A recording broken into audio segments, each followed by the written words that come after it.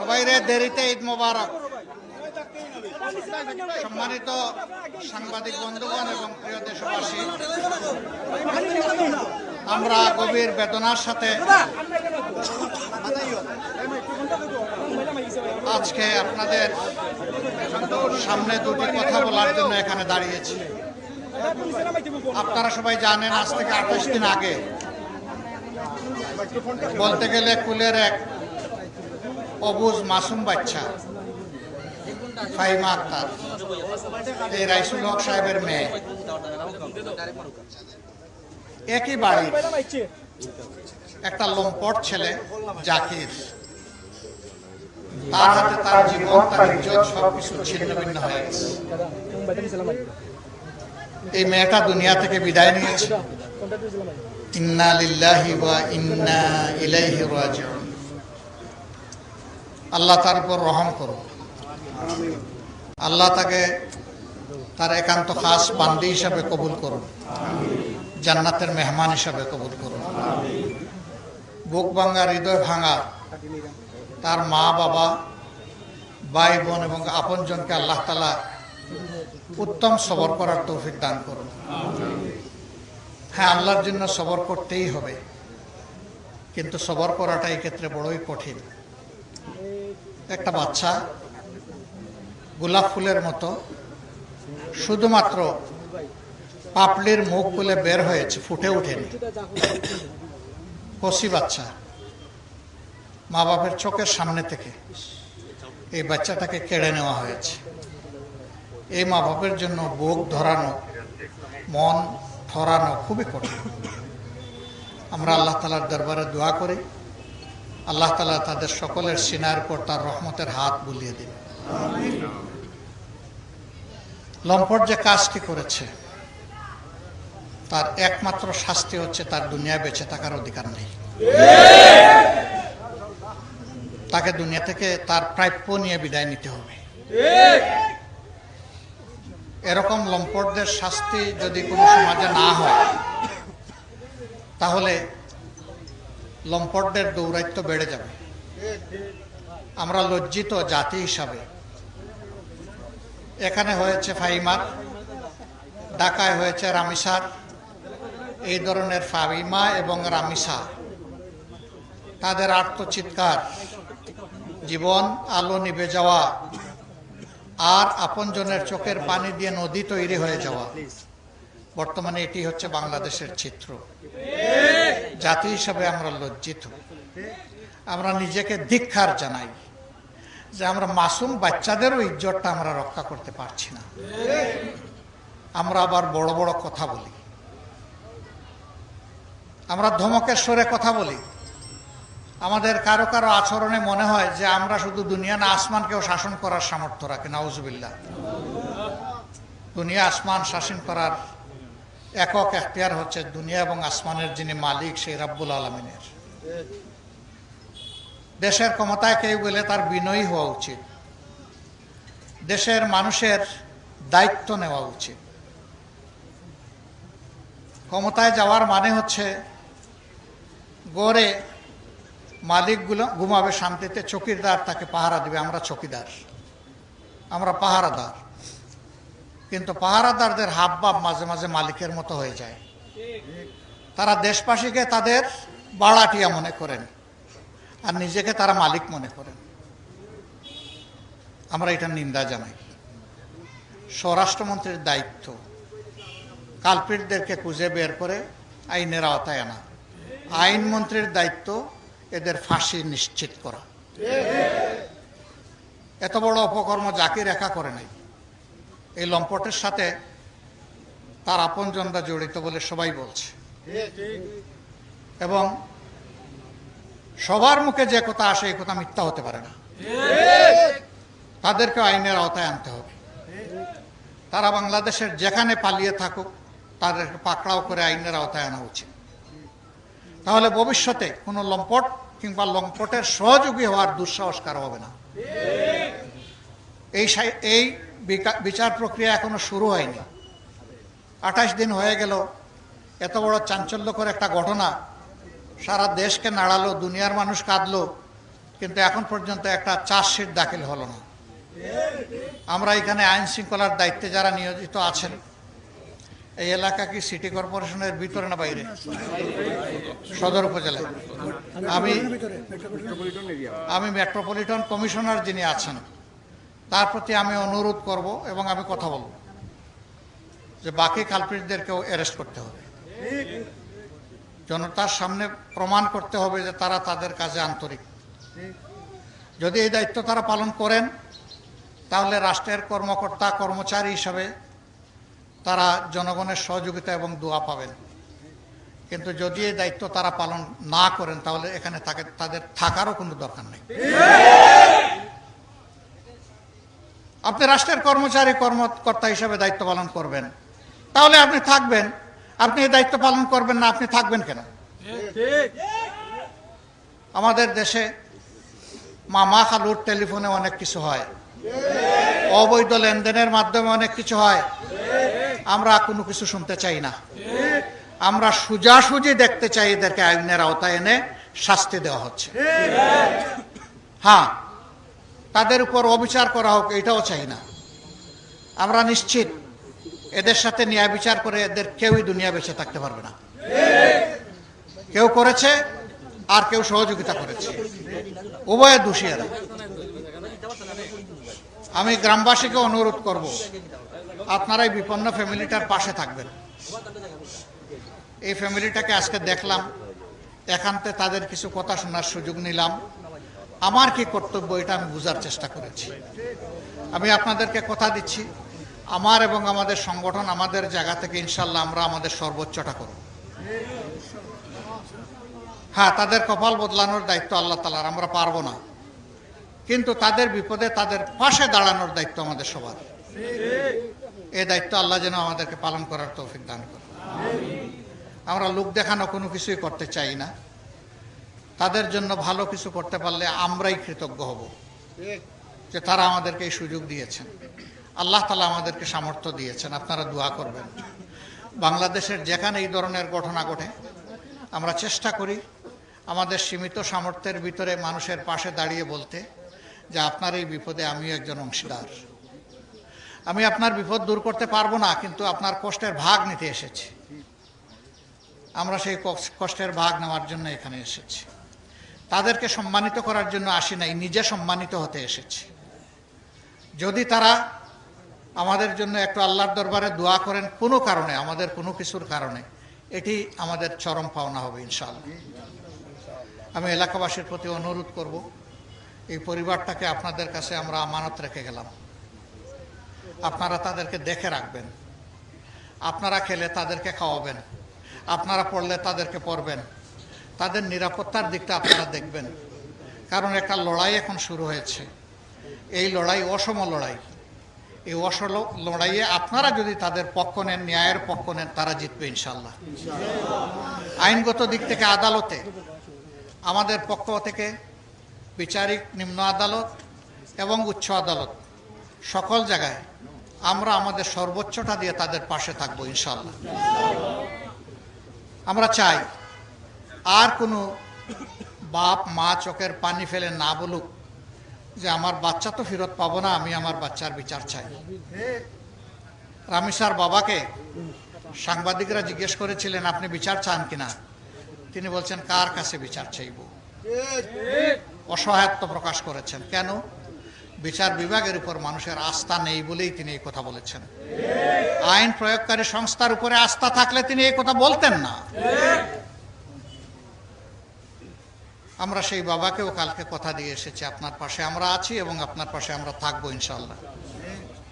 বাংলাদেশের যেখানেই মানুষ মজলুম হবে সেখানেই আমরা হাজির হব ইনশাআল্লাহ।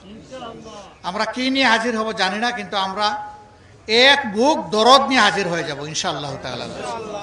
এটি আমাদের পুঁজি। কারণ আমরা মানুষ, মানুষের প্রতি মানবতা দেখানো আমাদের দায়িত্ব, এটা কোনো দয়া নয়।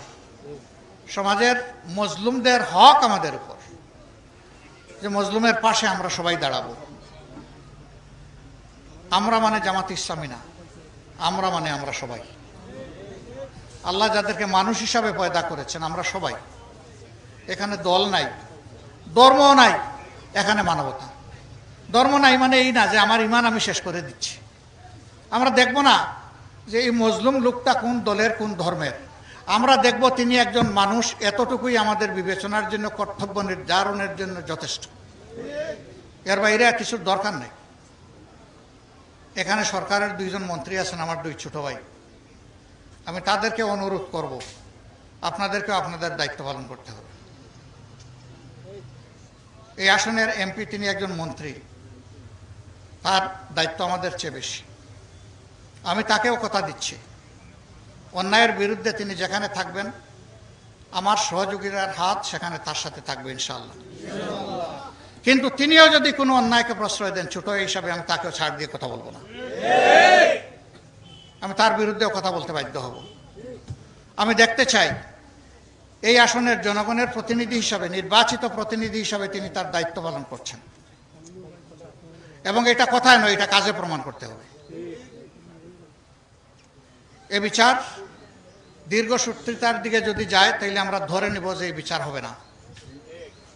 এই জন্য আমরা চাই প্রধানমন্ত্রী যেভাবে রামিসার ক্ষেত্রে ঘোষণা দিয়েছেন 15 দিনের মধ্যে রামিসার বিচার সম্পন্ন হবে, আমরা চাই যে এইরকম একটা ঘোষণা এখানকার মন্ত্রী যিনি তিনিও দেবেন যে আগামী 15 দিনের মধ্যে ফাহিমার বিচারও সম্পন্ন হবে। তিনি যদি সেইটা দেন তাইলে তিনি প্রধানমন্ত্রীর আনুগত্য করবেন, অনুসরণ করবেন, এবং অবশ্যই এর জন্য তিনি দোয়া পাবেন। আবার ঘোষণা দিয়ে বসে থাকলেন, কাজ হলো না, ওই ঘোষণা আমরা চাই না। যে ঘোষণা দিবেন সেই ঘোষণা বাস্তবায়ন করতে হবে। আমরা তাদের কাছ থেকে এটাই প্রত্যাশা করি। আমরা আলহামদুলিল্লাহ এই ফ্যামিলির পাশে আপনাদের সাথেই থাকব, আপনারাও থাকবেন, আমরাও থাকবো ইনশাআল্লাহ। এই ফ্যামিলি মর্যাদা নিয়ে, তারা তাদের নিরাপত্তা নিয়ে কিভাবে বেঁচে থাকে সেই চেষ্টা আমরা করে যাব সবাই মিলে ইনশাআল্লাহ। আল্লাহ আমাদেরকে তৌফিক দান করুন। এই অসময়ে আপনারা কঠিন রোদের মধ্যে এখানে চলে এসেছেন, আমাদের মিডিয়ার বন্ধুরা এসেছে, এলাকার জনগণ এসেছেন, মুরব্বীরা এসেছেন, আবাল বৃদ্ধ বনিতা এসেছেন। আমি বিশেষ করে মুখে আমার হাসি ছিল, বুকে আমার কান্না ছিল যখন এই রাস্তা দিয়ে যাওয়া আসা করি। ওই ফাহিমার সমবয়সী বাচ্চারা যখন আওয়াজ তুলছিল, দাবি তুলছিল, ফাহিমাটার ছবি চোখে দেখার পরে স্বাভাবিকভাবেই চোখের পানি ধরে রাখা সম্ভব হয়। মহান আল্লাহর দরবারে দোয়া করি, আজ এই মাসুম বাচ্চারা তাদের ফাহিমার জন্য রাস্তায় নেমে যে আওয়াজ দিয়েছে সেই আওয়াজ যেন আরশে আজিমে পৌঁছে যায়, এবং এই আওয়াজের বাস্তবায়ন যেন প্রিয় সিলেটবাসী এবং দেশবাসী দেখতে পায়। আপনাদের সবাইকে ধন্যবাদ। আসসালামু আলাইকুম ওয়া রাহমাতুল্লাহ।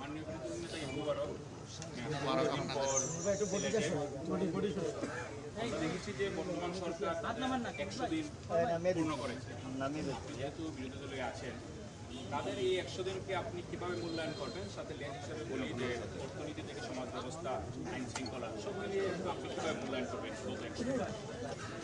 এখন দেখেন, এটা তো হইল জনগণের পার্লামেন্ট। আমার একটা পার্লামেন্ট আবার আছে ঢাকায়। 7 তারিখ থেকে বাজেট অধিবেশন শুরু হবে। একটা সুযোগ আমি পাবো সেখানে কথা বলার ইনশাআল্লাহ, যদি আমি হায়াতে বেঁচে থাকি। সেই দিন আমি আমার মূল্যায়ন তুলে ধরবো। আজকে যদি দিয়ে দেই তাইলে এটা প্রিমেচিউর ডেলিভারি হয়ে যাবে, ওই বাচ্চা বাঁচবে না। এই জন্য বাচ্চাকে মায়ের পেটে 10 মাস 10 দিন থাকতে দেন। এরপরে যখন এই বাচ্চা দুনিয়া আসবে ইনশাআল্লাহ ভালো বাচ্চা হিসাবে আসবে। তবে একটা কথা শুধু বলতে চাই, দেশ ভালো নেই। এদেশের মানুষ এত রক্ত, এত জীবন দেওয়ার পরে যা প্রত্যাশা করেছিল, সেই প্রত্যাশার বিপরীতে এখন দেশ। শুধু এইটুকু বলে গেলাম, কিন্তু আমরা এটাও বলে যাচ্ছি, ওই স্রোত যত ভয়াবহ হোক, এই স্রোতের বিরুদ্ধে আমরা লড়াই করে যাবো ইনশাআল্লাহ। পেট্রোল তেলগুলোর দাম 5 টাকা করে বৃদ্ধি করা হয়েছে। এমনিতেই অর্থনীতির অবস্থা, দেশের মানুষের অবস্থা আর খারাপ। এর মধ্যে দিয়ে এই যে বৃদ্ধি, সেটিকে বিরোধী দল হিসেবে আপনারা কেমন দেখছেন, বা আপনাদের এটা নিয়ে কোনো কর্মসূচি থাকবে কিনা এই দেশের মানুষের বিষয়গুলো? দেখেন, এই ব্যাপারে আমি সাথে সাথেই কথা বলেছি, সবার আগে কথা বলেছি। আপনারা অনেকেই আমার টাইম লাইন ফলো করেন, সেখানে গেলে পেয়ে যাবেন। আমি স্পষ্টই বলেছি, এটা জনগণের প্রতি সুবিচার করা হয়নি, এটা জনস্বার্থ বিরোধী। পেট্রোল অকটেন এবং ডিজেলের কেরোসিনের দাম বাড়ে নাই। কেরোসিনের দাম বাড়ার মানে হচ্ছে সরাসরি এই করের বোঝা জনগণের ঘাড়ে চাপানো। কারণ মালিকরা যারা ব্যবসা করে তারা কি এই বাড়তি পয়সা তাদের পকেট থেকে দেবে? তারা জনগণের কাছ থেকে এটা আদায় করবে। জনগণ সবাই গাড়ি চালায় না এবং সবাই ইন্ডাস্ট্রির মালিক না, কিন্তু জনগণ সবাই জিনিসপত্র কিনে খায়। ওই গাড়ি চালক যারা, তাদের গাড়ির যখন পরিবহন ব্যয় বেড়ে যাবে তখন জিনিসপত্রের দাম অটোমেটিক্যালি বাড়বে। অতএব ফকির থেকে আমির, ধনী থেকে গরিব, শিশু থেকে বৃদ্ধ, এই করের যন্ত্রণা সবার গাড়ি চাপতেছে। একটু দরদ নিয়ে চিন্তা করার দরকার ছিল। এই কেবল গত মাসে 8 থেকে 12% বাড়ানো হয়েছে দাম, আবার 1 মাসের ব্যবধানে আবার এসে প্রায় 5 টাকা করে 3টা আইটেমে দাম বাড়ানো। এটি আসলেই জনগণের উপর একটা জুলুম। আর তা যদি করতেই হয়, এই সামনে বাজেট অধিবেশন ছিল, সেখানে আমরা খোলামেলা কথা বলতে পারতাম, সমস্যাগুলো নিয়ে আমরা কিভাবে ওয়ার্কআউট করা যায় সেটা চিন্তা করতাম। এবং বিগত অধিবেশনে একটা কমিটি গঠন করা হয়েছে জ্বালানি ক্রাইসিস মোকাবিলার জন্য, সেই কমিটিতেও বিষয়টা আলোচনা করা যেত। তার কিছুই সরকার না করে তড়িগড়ি করে পাশ কাটিয়ে কাজ করেছে। এটা আমরা মনে করি জনগণের সাথে একটা প্রতারণা। জনগণের নির্বাচিত পার্লামেন্টের অধিকার ক্ষুণ্ণ করা হয়েছে। সেখানে আলাপ করে এটা করলে তখন জনগণও বুঝতো তার কতটুকু করা দরকার। আর আলাপ যখন হতো তখন ন্যায্য কথা সেখানে আলোচনা হতো। সরকারও বাধ্য হতো ন্যায্যতার ভিত্তিতে একটা চিন্তা করতে, হয় সিদ্ধান্ত নিবে অথবা সরে আসবে। কিন্তু তা কিছু না করেই, তাও দেখবেন আবার জনগণ যাতে টের না পায়, গভীর রাতে জনগণ যখন ঘুমায় গেছে তখন তেলের দাম বাড়ানো হচ্ছে। এত ভালো কাজ দিনের বেলা করলেন না কেন? তার মানে তারাও বুঝতে পারছেন যে এটা ভালো কাজ না। তো আমরা আমাদের প্রিয় দেশকে দেখে রাখবো ইনশাল্লাহ। এই আমরা বলতে আমরা ধরেন 90 জন সদস্য যারা সংসদে আছে বিরোধী দলের নারী পুরুষ মিলে, তারা না। আমরা বলতে এই দেশের মালিক জনগণ ইনশাল্লাহ, আমরা সবাই। একটা বিষয় হচ্ছে যে শিশুর জন্য আসলেন, আবার দেখেন এই শিশুর ব্যাপার বাদ দিয়ে এগুলা সব দিয়ে দিয়েন না। আবার শিশুর বিষয়ে একটা প্রশ্ন করতে চাই। আপনি জানেন বাংলাদেশে খুবই দুঃখজনকভাবে 5 শতাধিক শিশু কিন্তু এবছর মারা গেছে নিতান্ত হাম রোগে। হ্যাঁ, এই যে হাম রোগে এত পরিমাণ শিশু মারা যাচ্ছে, আমাদের সিলেটেও কিন্তু 60 জনের বেশি শিশু মারা গেছে, 62 জন শিশু মারা গেছে। সেক্ষেত্রে কি মানে কার দায় দেখেন? অন্তর্বর্তী সরকারের টিকা না আনার দায়টা সবার দায়। ওনারাও দায়িত্বে আসার 3 মাস হয়ে গেছে। অন্তর্বর্তী করে শুধু লাভ নাই। ওরা যদি টিকা কিনে না থাকে, ওর ব্যাখ্যা ওরা দেব কেন কিনে নাই। আর ওনারা 3 মাসে কি করেছেন তার ব্যাখ্যাও জনগণ জানতে চায়। ওনারা তো হঠাৎ করে ঘুম থেকে উঠেন নাই।